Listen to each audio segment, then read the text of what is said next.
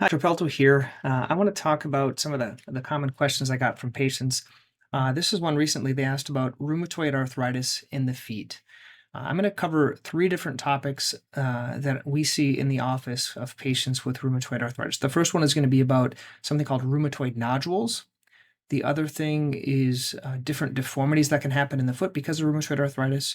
And the last one would be the arthritis itself. So let's first talk about nodules. So nodules are like soft tissue masses or like bumps that can happen in different areas of the foot. They can form in the tissue anywhere, and they are these big bumps, and they can be painful. They can kind of be mistaken sometimes for something called a plantar fibroma, which is on the bottom of the foot in the same area as the plantar fascia. It's not to be confused with plantar fasciitis, but it's called a plantar fibroma. So these rheumatoid nodules, sometimes they can be removed if they need to be, if they're painful. But if they're not painful, you tend to accommodate with a shoe that's appropriate, which would be a bigger shoe. There's a couple of things you want to look at with shoes.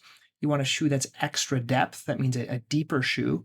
And then you also want a shoe that's anatomic, which is wider for the foot. So those are rheumatoid nodules. Remove them if we need to, but sometimes people can have those if you have rheumatoid arthritis, not just on the foot, but anywhere. The second thing about rheumatoid arthritis is patients can develop weakness in the joints and arthritis in the joints. The most common joints that we see are the toes. They can have hammer toes or bunions or different types of things with these deformities that can form.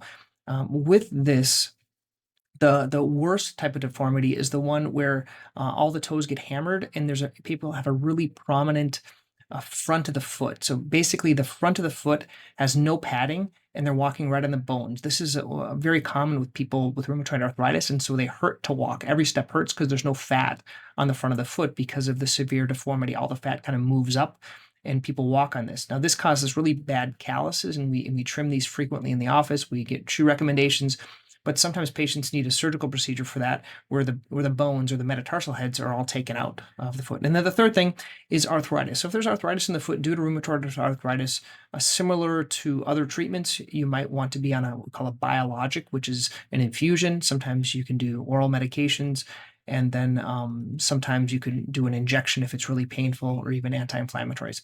So once again, I hope that is helpful about rheumatoid arthritis. That was a question from one of the patients. If you have your own question, just hit reply and let me know.